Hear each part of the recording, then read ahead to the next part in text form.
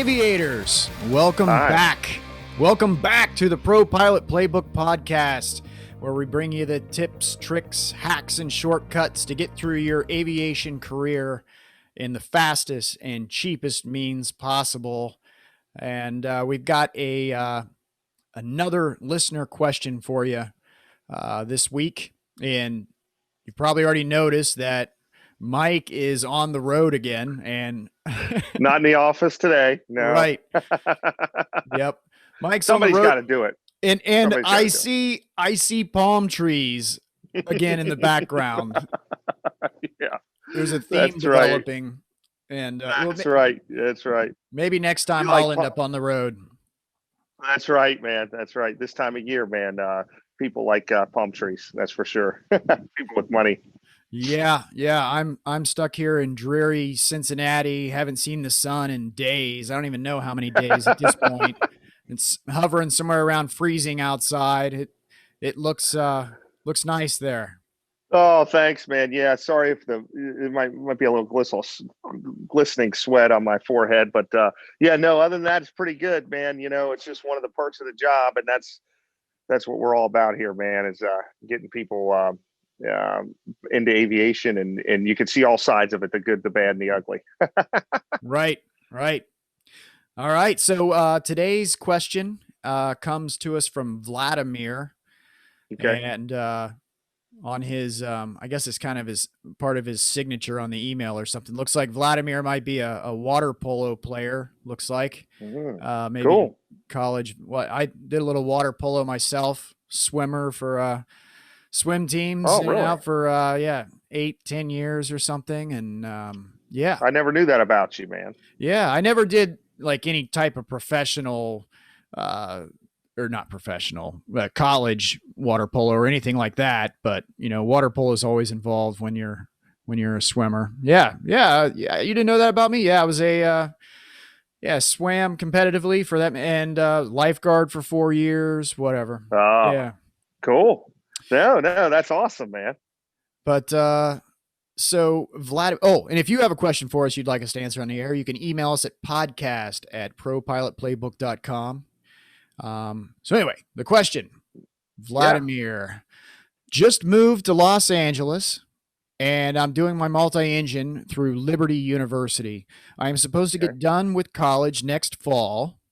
I'm not supposed to reach my 1,000 hours before I graduate. Will I get paid more with a college degree once I land a job in the corporate world? Additionally, how would I network with corporate pilots? Where would I look for job postings for any kind of other job than becoming a CFI? I'm planning on getting my CFI and work for about 400 hours or 4 months, whatever comes first, it looks like he's saying, and then switch over to a charter job at around 750 to 800 hours. So first off, I love that he has a plan. You know, he's looking ahead. He's very organized. Yeah, that's a great question. Yeah, he's not just going into it willy-nilly. Right. And, you know, getting out of college and not having 1,000 hours before you graduate, I don't know if you were saying that because, you know, I would say that's pretty typical. You know, I would say most guys getting out of college don't have the 1,000 hours yet. Not I mean, I'm sure it happens if you were really on the ball and ended up, you know, getting the CFI and was teaching all through college. But I would say most guys are getting out of college without the 1,000 hours yet. Right.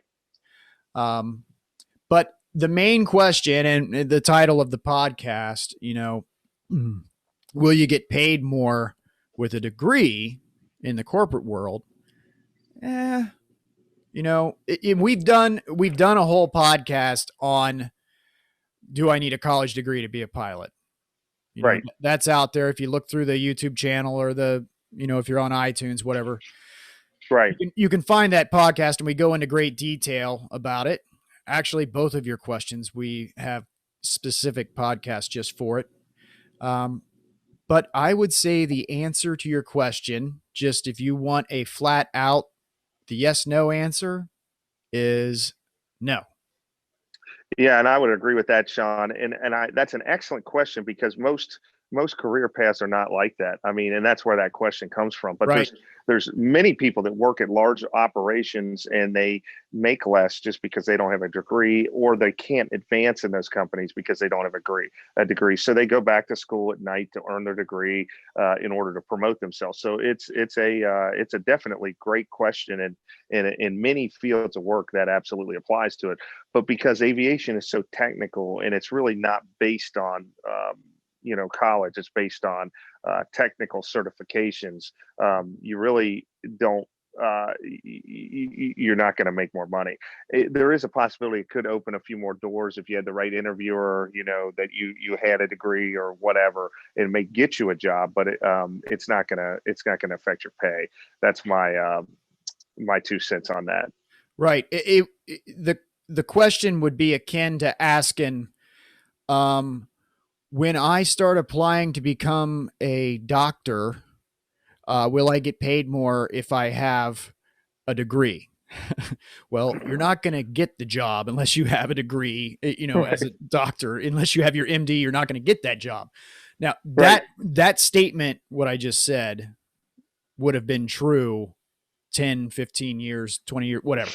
That is changing. That is starting to come around. And that's what the podcast was just a few episodes ago, where we were talking about, do I need a degree to become a pilot? Mhm. The answer to that question is no, you do not need a degree anymore to become a professional pilot. However, it does grease the wheels in some situations, like the 1,000-hour thing you just mentioned. With a degree, as long as you went to an accredited 141 school and graduated with that RATP certificate, it would allow you to get on with the airlines at 1,000 hours versus the 1,500 hours if you didn't have a degree, or actually if you have a degree and didn't go to that accredited 141 flight school college.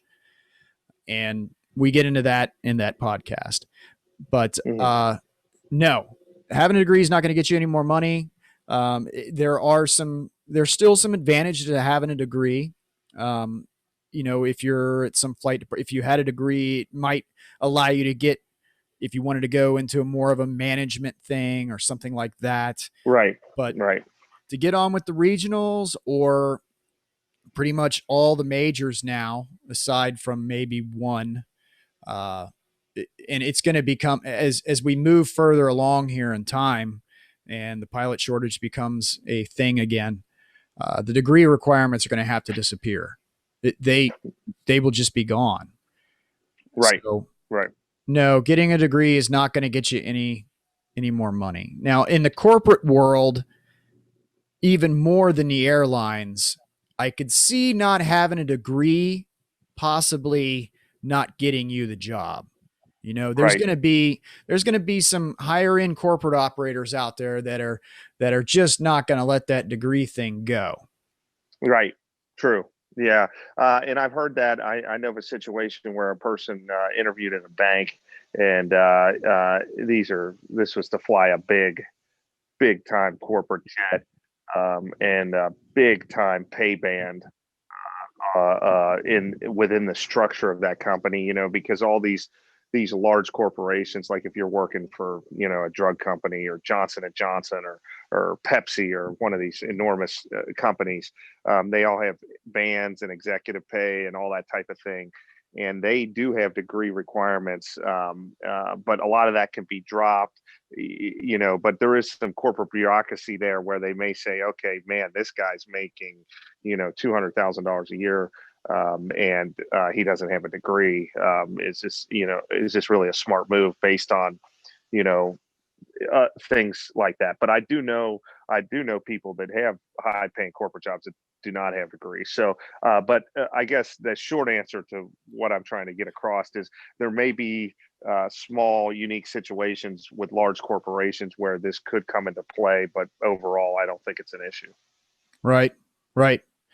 Um, but yeah, I think we hit that one. Yeah, that The was a great question. His other question here: how would I network with corporate pilots, basically to find that corporate job? And I'm trying to remember which podcast it was. I know we did one on becoming a corporate pilot or whatever, but maybe it was a question we answered, and we went into some detail on networking and finding these things.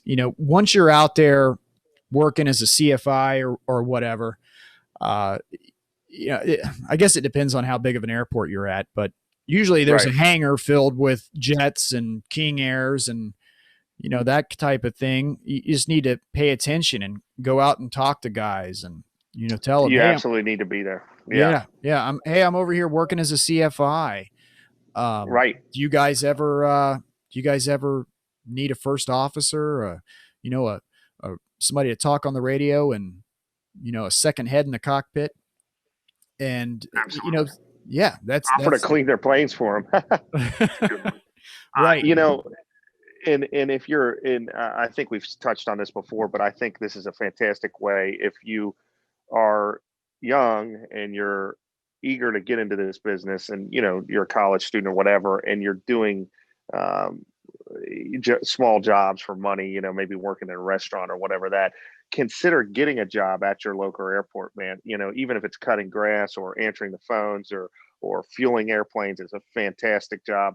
If you could get an entry level job fueling planes, even small planes, then you're constantly networking with pilots and talking to people. I was just at the airport here yesterday, actually last night, and had to be escorted out to my plane, and was talking to a guy that works on the ramp here, and he's very interested in getting started flying, and was talking about how he's networking with people. And you'd be very surprised that a lot of people, they go flying by themselves, and they'd love, in these small planes, they'd love to bring somebody with them, all that type of stuff. So there's a lot of opportunity if you're working in the business, even if it's an entry level job. Absolutely. Yep. And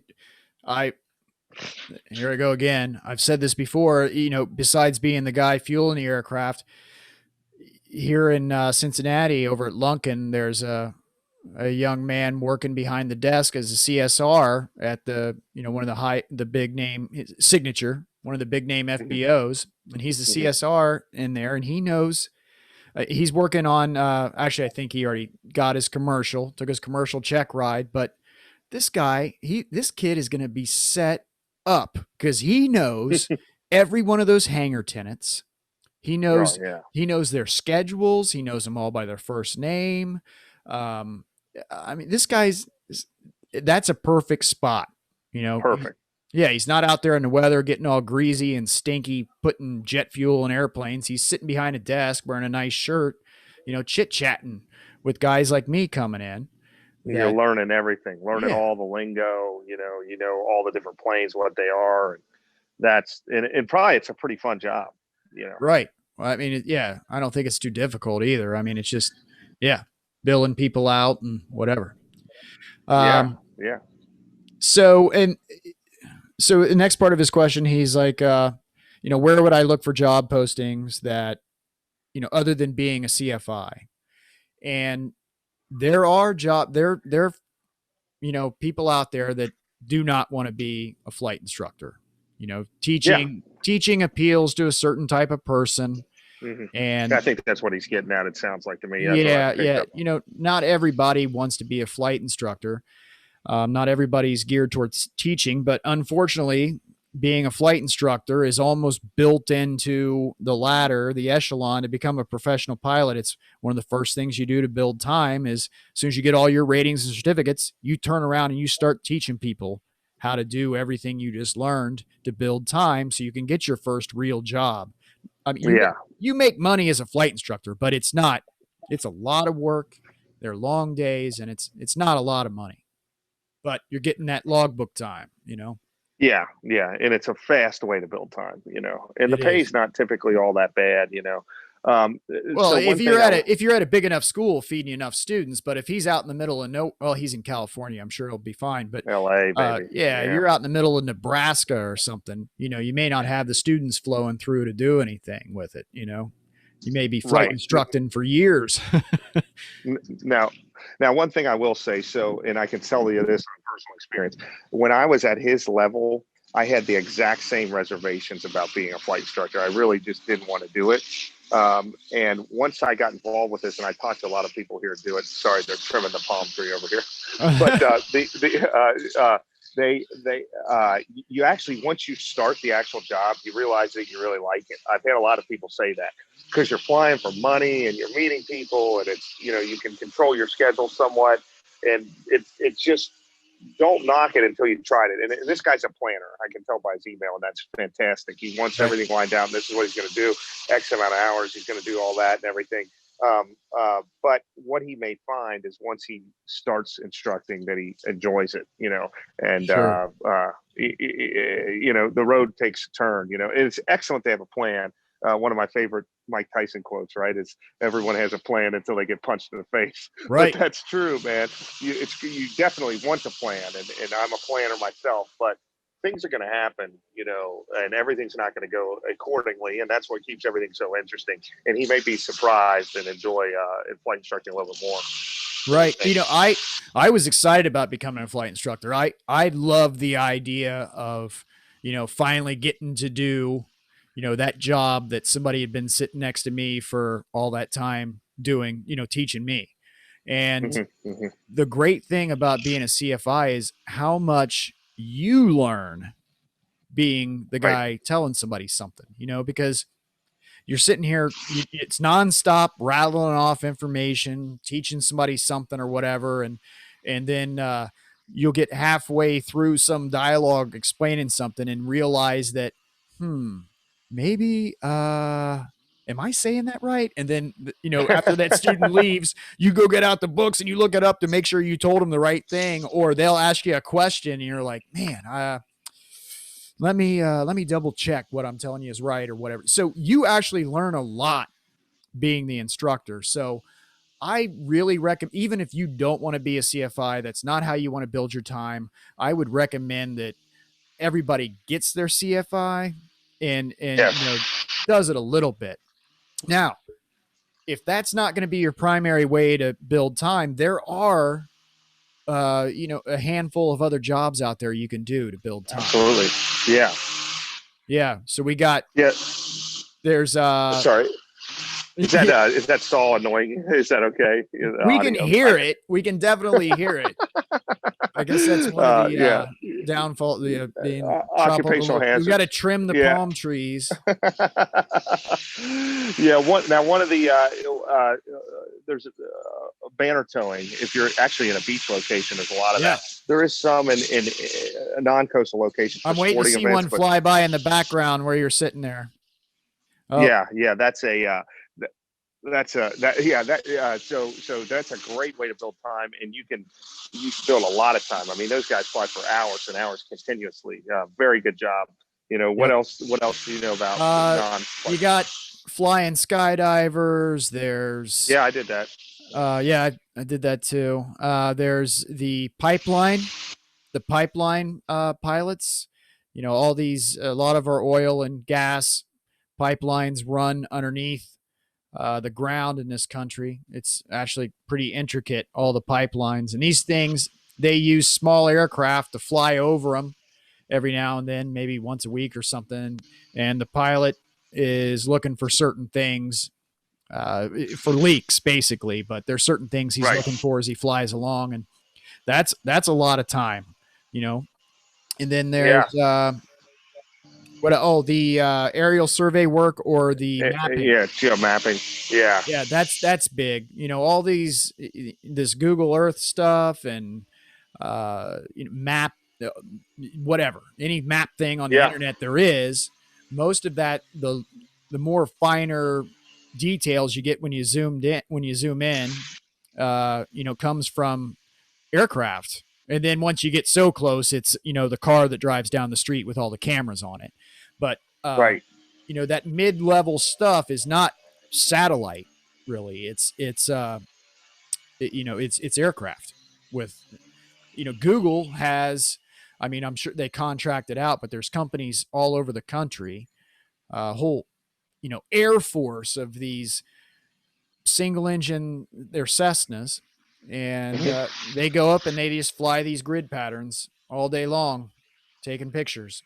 They got Yeah. special exhaust on them so the aircraft aren't annoying people, and Yeah. they're a little quieter or whatever.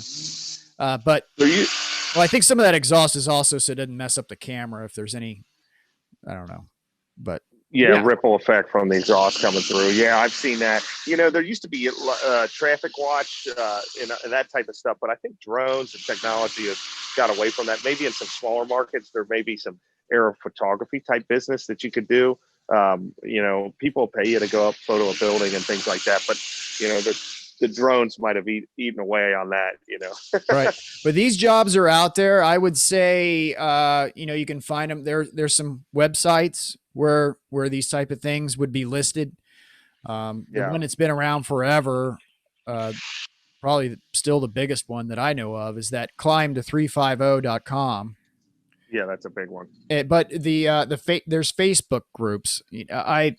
I can't tell you what group it is because I'm probably in 24 different ones, but there's groups just for job listings like this, or there's flight instructor Facebook groups. And I just saw, I don't know, a couple months ago, somebody wanting pipeline pilots. And, you know, so there's job listings on the Facebook groups too for these type of things, you know, and these jobs are, you know, they're the lower end aviation pilot jobs. You know, Right. you're not gonna they're geared for guys right where you're at, you know. Yeah. So Yeah, they're not gonna spend a bunch of money on advertising because they throw an ad up on one of these Facebook groups. They're gonna have all kinds of candidates. So yeah. Yeah, no, yeah, definitely. You can just Google pilot jobs, but there's lots of, some of them are subscription, some of them are on, but there's aviation job posting websites for all of that stuff. And then there are actually some on monster.com and some of those big job interview Oh yeah, websites yeah. also. Yep. Yeah, Right. aviation jobs on there. But the biggest thing is the networking, get to the airport, get to know people. Because a lot of the real good opportunities, they never get posted online. You know, they're done through people. People like to hire people they know.